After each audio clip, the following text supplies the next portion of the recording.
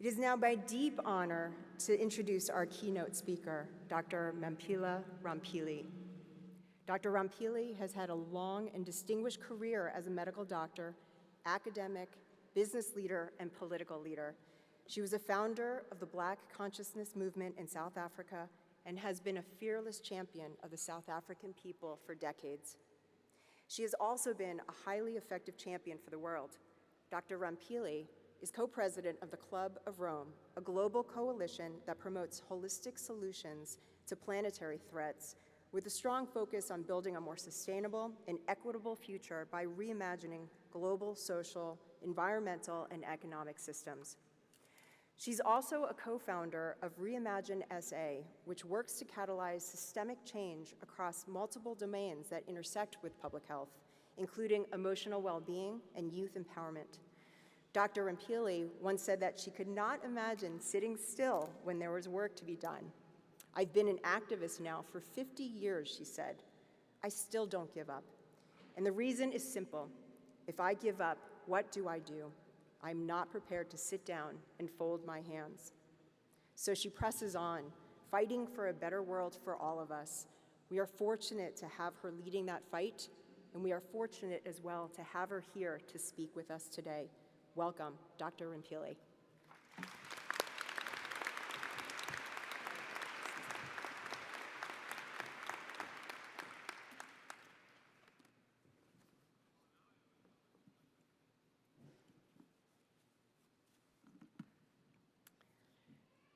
Thank you so much for allowing me to share this very special moment with you all, particularly to the class of 2022.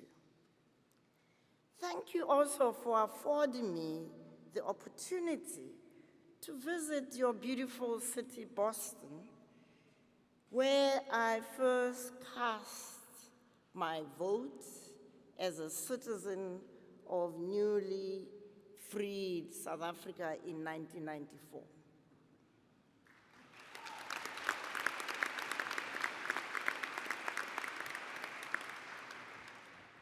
Many of you and your peers in other universities have waited 2 years to celebrate successful graduation. Great occasions are worth waiting for. Congratulations to your parents, guardians, and others who supported you on your tough journey, made much tougher by COVID, the ultimate disruptor. You are graduating at an historic moment.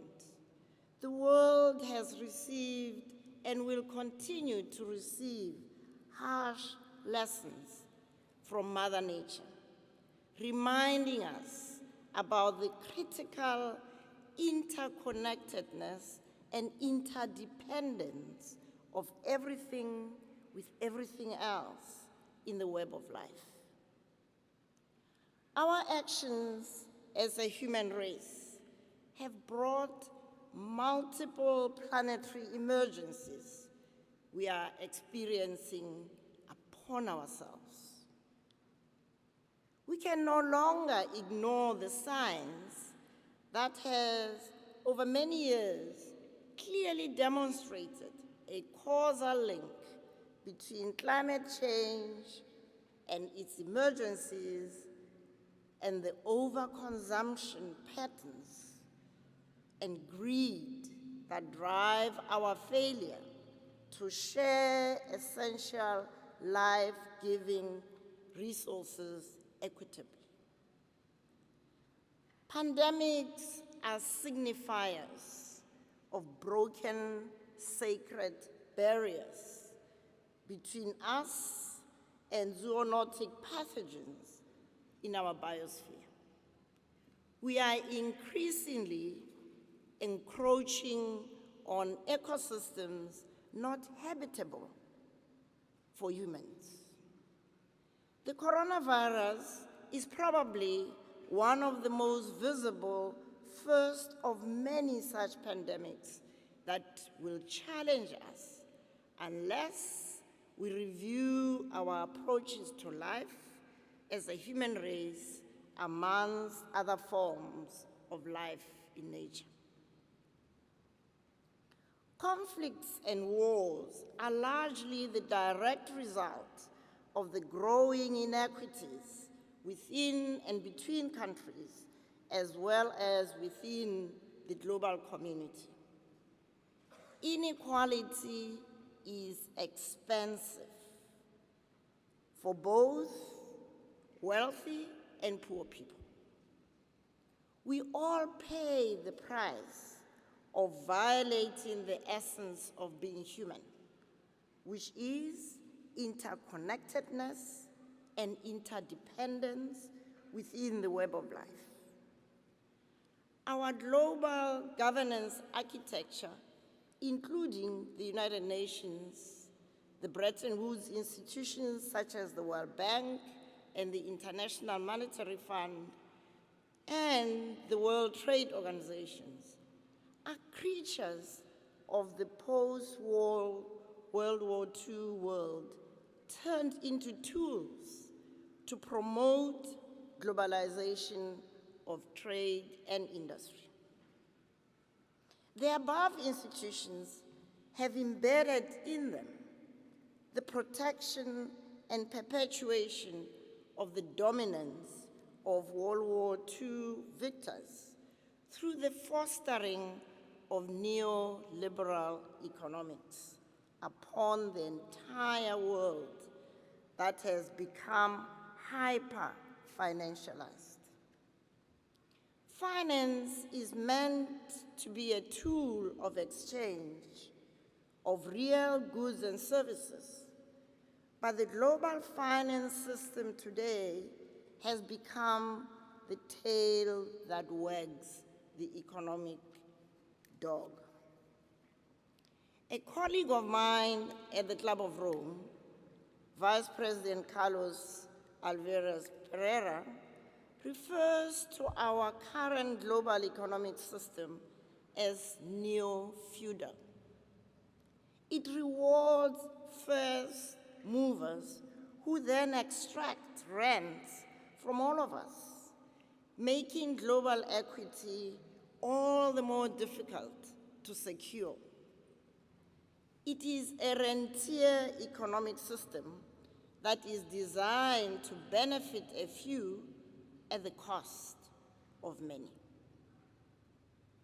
The core question I would like us to ponder on this special day is, how are you, as a generation of public health graduates, going to lead at the personal, the professional, and the political levels with the next generations in mind? How are you to promote tackling the growing inequities around us? How are you to approach your careers to ensure that you explore leading with a different mission in mind? Frantz Fanon, an Algerian psychiatrist, inspired us as student activists in the late 1960s with his deep understanding of the impact of colonial conquest on racism in relationships such as the relationship you have with yourself, your family, your community, and the wider society. He helped us understand the importance of liberating the self from inferiority complexes imposed by racist supremacists as a prerequisite to becoming high-impact leaders. We came to understand that mental slavery is more powerful than physical slavery because its victims come to believe that they deserve no better than oppression.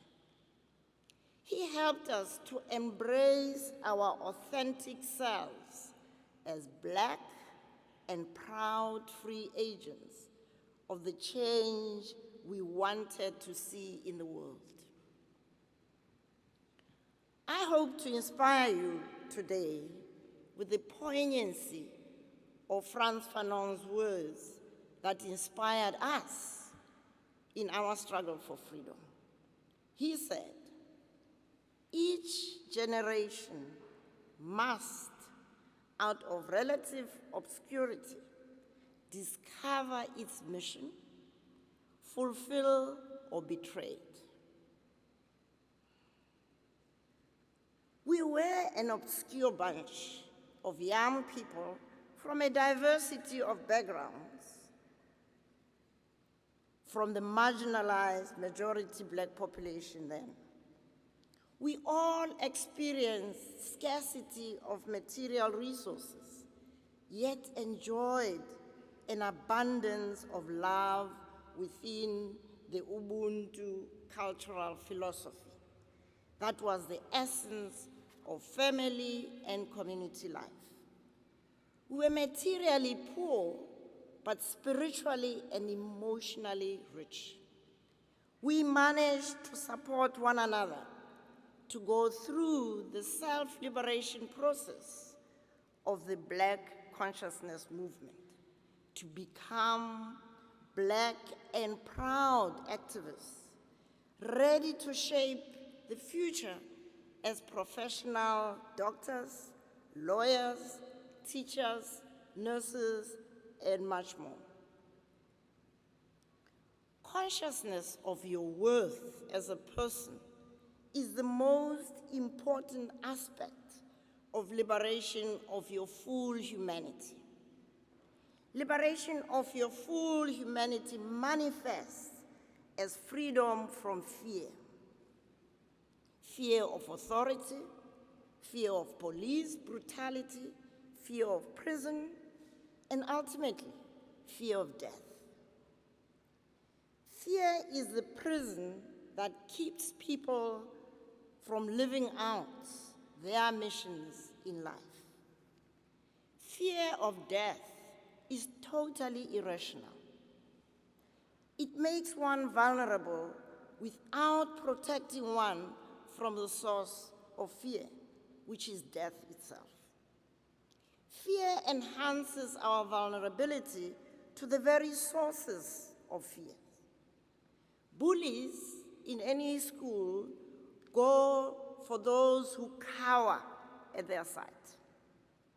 As young Black activists, we committed ourselves to die fighting for freedom, or fight until freedom becomes a reality in the lives of all citizens. What mission has your generation set for yourselves?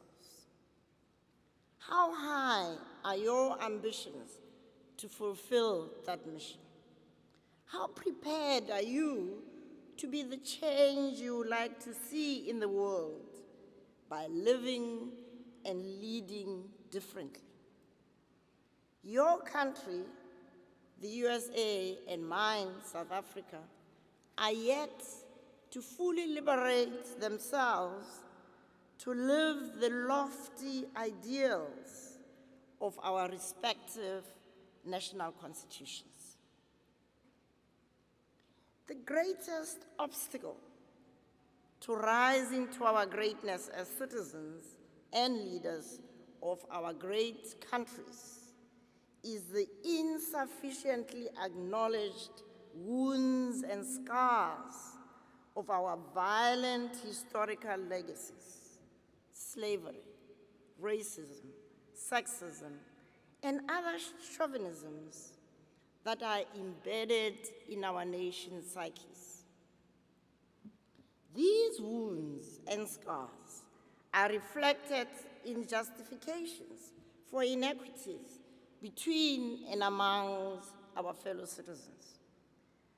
Violence against the other diminishes the violator as well as the one violated. We have all the signs and symptoms that neuroscientists identify in those who have suffered multi-generational trauma. Anger, violence, you've just been talking about a shooting of a child of other children, and conflicts within and between people at the personal, professional, and political levels. Our countries still have huge unfinished business. We are yet to establish national healing processes to liberate the inner persons in each and every one of us to become fully whom we were created to become. Free people able to shape the future we aspire to.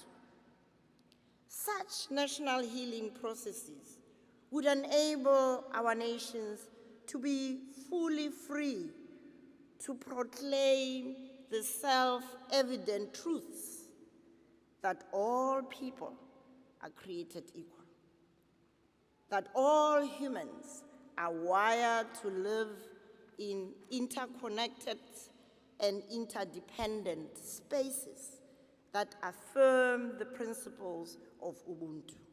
The I am because we are. Many of you who supported the struggle for freedom in South Africa may well ask, what has gone wrong over the last 28 years after what many characterize as a miracle transition to democracy? What went wrong is precisely the characterization of our national transition as a miracle. Miracles are conjured up by magicians or miracle makers. In our case, Nelson Rolihlahla Mandela, our first president, fitted the role of magician perfectly, despite his repeated protestations that no single person can claim authorship of the successful struggle for liberation. The world saw in Mandela a magician who transcended the ugliness of his imprisonment and the oppression of his people to negotiate in good faith with his jailers for a political settlement.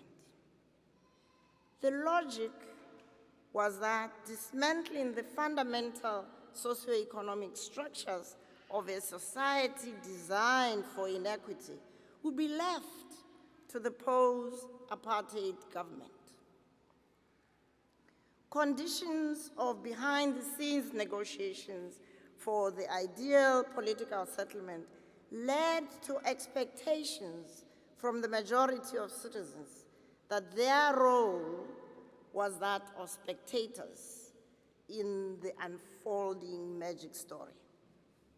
Citizens became spectators in an arena in which magic was being created.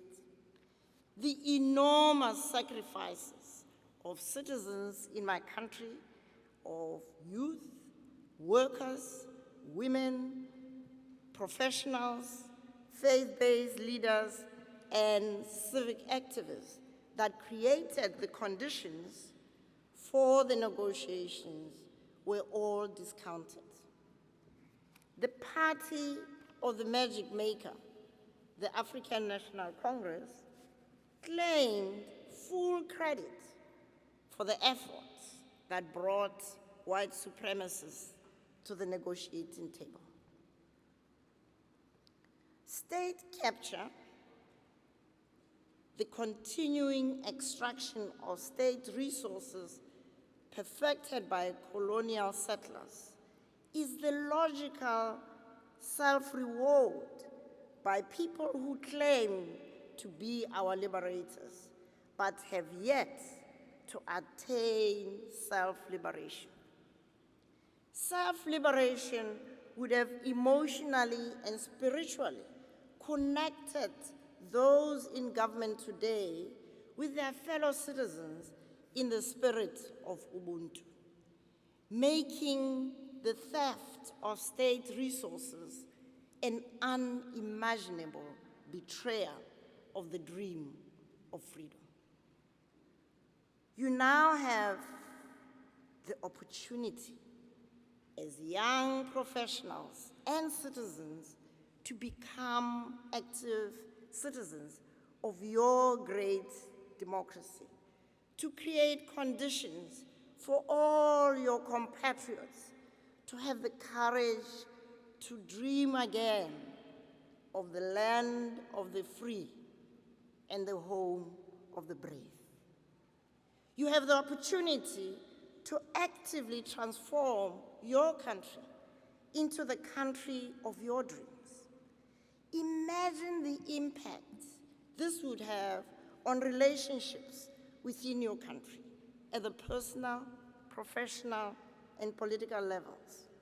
Imagine not needing to shout that Black lives matter, because all lives would really matter. Imagine not having to chase the rat race, because all people would be people to whom you are inextricably connected and interdependent, not rats against whom you are competing. At the end of the day, life is about learning anew what our essence as human beings is. Our mission in life is to travel into our inner selves, to liberate ourselves from the trappings of modernity that define success in terms of having and not being. COVID has shown us that what matters in life is life itself.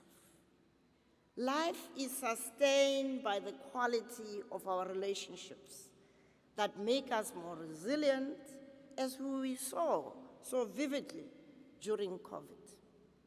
Material possessions mean very little when our well-being is compromised. COVID has also taught us that well-being for some is well-being for none. Life demands that we commit to promoting well-being for all as a measure of full human development and a better guarantor of global equity for a healthy planet. As graduates of the Harvard Chan School of Public Health, you have a unique opportunity to redefine your missions as citizens, as professionals, and as leaders to shape a future you can be proud to bequeath to your children's children. Leveraging the opportunity into a generational mission is the challenge you need to confront today. There can never be a better moment for you to make history and to shape the kind of future generations yet to be born would be proud to inherit. I thank you.